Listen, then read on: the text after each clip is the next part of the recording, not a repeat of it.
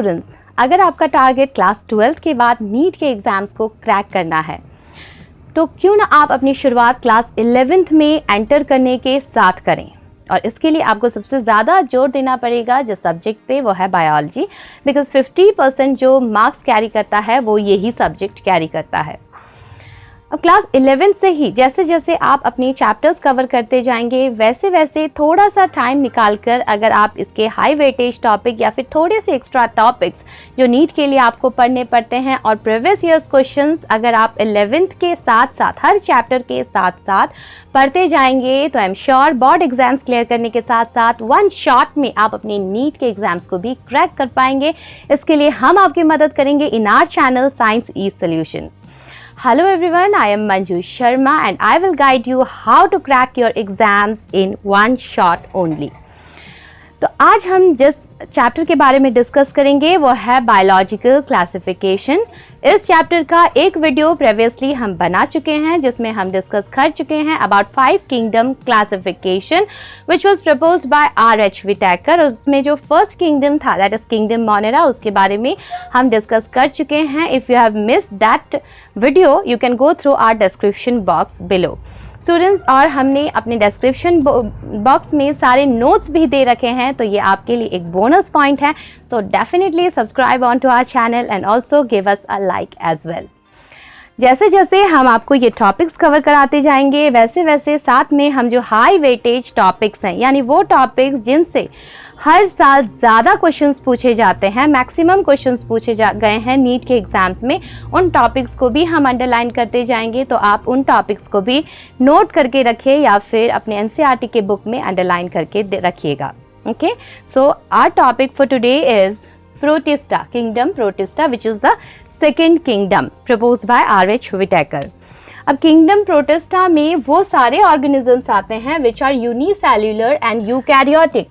So unicellular, eukaryotic. Unicellular, eukaryotic सारे जितने organisms हैं they belong to this kingdom protista. Unicellular means they are made up of one cell only and eukaryotic means their nucleus is a true nucleus which is bounded by a definite nuclear membrane.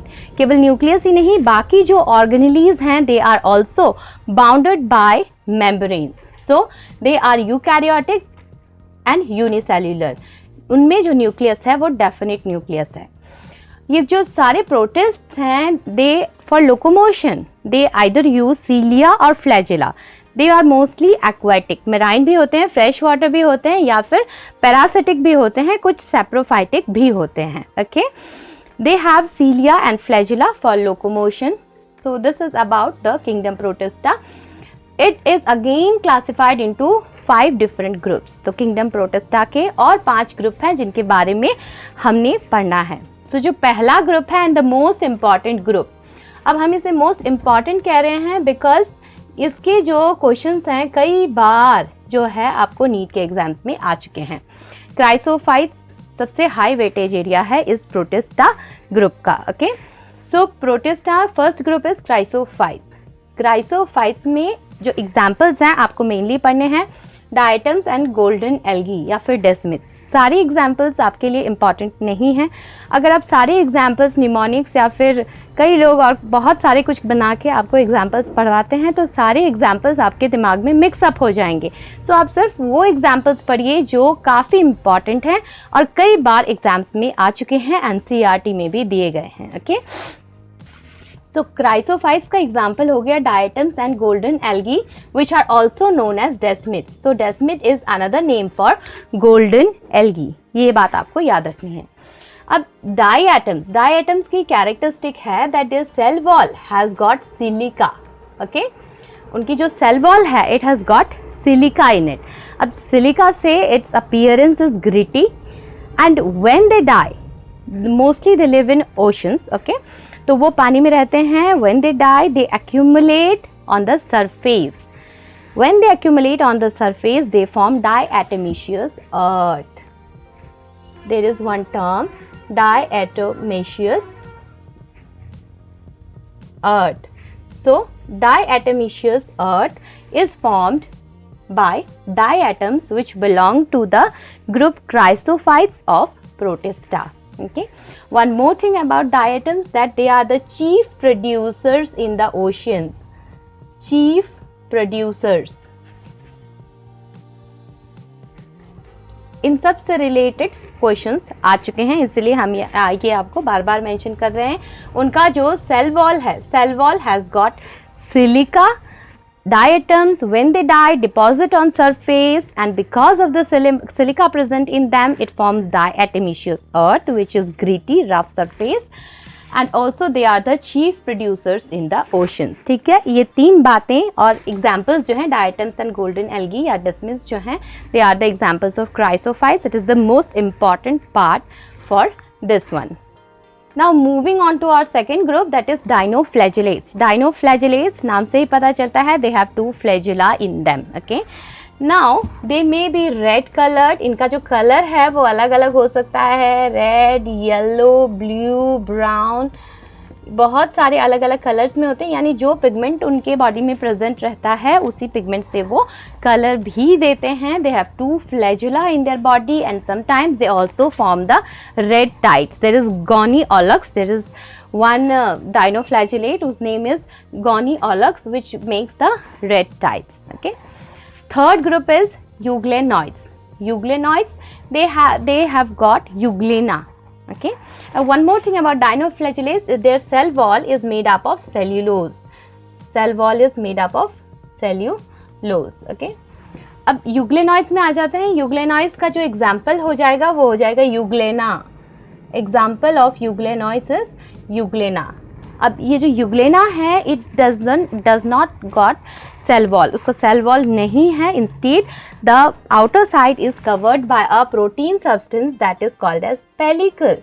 There is one protein substance which is called as pellicle, which gives flexibility to the euglena. Okay. It also has got two flagella, one longer flagella and one shorter. This is also aquatic. Clear? Next we come to the fourth group, that is slim moles.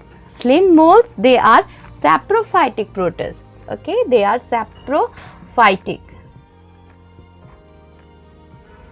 or you can also say decomposers.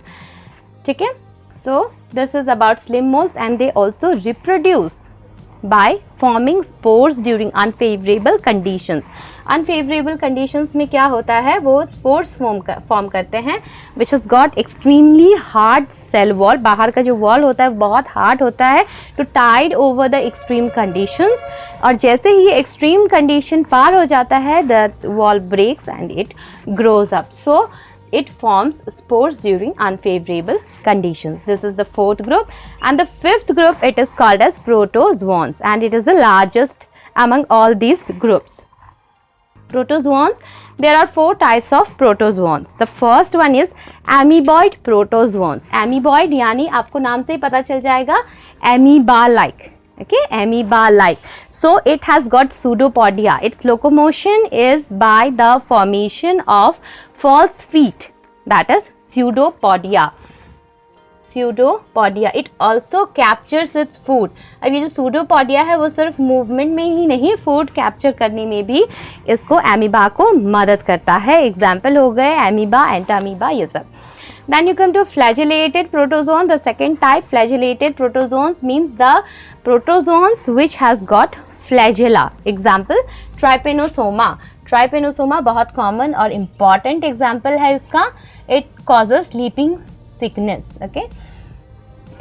Most of these protozoans you will see they are parasites in the human beings or other animals.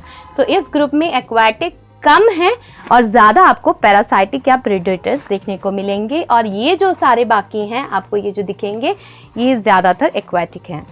Then the third group, that is ciliated protozoans. Ciliated protozoans, cilia से आपको पता चल गया that it has got thousands of cilia outside its body. Okay. Now what the cilia do? Cilia का जो coordinated movement होता है, it helps for locomotion and also capturing the prey. Capturing the prey and the prey gets inside the gullet. आप paramecium के structure को ध्यान से देखिए, उसमें एक अंदर की तरफ घुसा हुआ एक स्ट्रक्चर है जिसको हम कहते हैं gullet. So paramecium is one very good example of ciliated protozoans. इसकी एक और इम्पॉर्टेंट पॉइंट है जो नीट के एग्जाम्स में आपको बार बार पूछी जाती है, इंपॉर्टेंट है ये. नीट के एग्जाम्स में सीलिएटेड प्रोटोजोन से काफ़ी क्वेश्चन आ चुके हैं. That ciliated protozoan, this group has got 2 nucleus. 2 nuclei are present. One is micronucleus and the another one is the macronucleus. बड़ा होता है macronucleus, छोटा होता है micronucleus. So it is the characteristic of ciliated protozoans. And the fourth group is sporozoans. It forms spores in any part of its life cycle. Life cycle में कभी ना कभी ये अगर spore form करता है then it belongs to sporozoans. Very good example is Plasmodium. Malarial parasite, आपको पता है मलेरियल पैरासाइट, इसका जो एक स्पोरेटिक साइकिल होगा उसमें जो स्पोर फॉर्म करेगा that will be plasmodium. So it is one example of sporozoan which belongs to protozoan. So एक बार हम इसको सारा रिकैपिचुलेट करते हैं. Protista kingdom, second kingdom, where unicellular eukaryotic organisms are there. It has got 5 groups.